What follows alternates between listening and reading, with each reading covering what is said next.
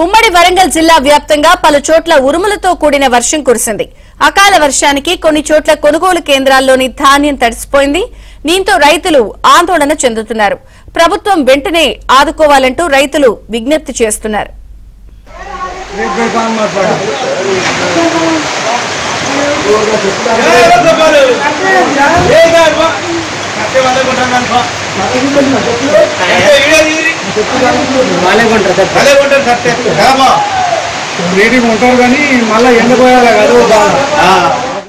దీంతో రైతులు ఆందోళన చెందుతున్నారు.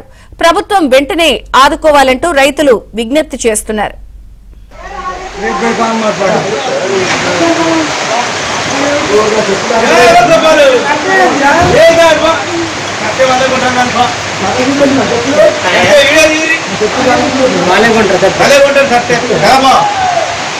ఉంటారు కానీ మళ్ళీ ఎండిపోయాలి కదా.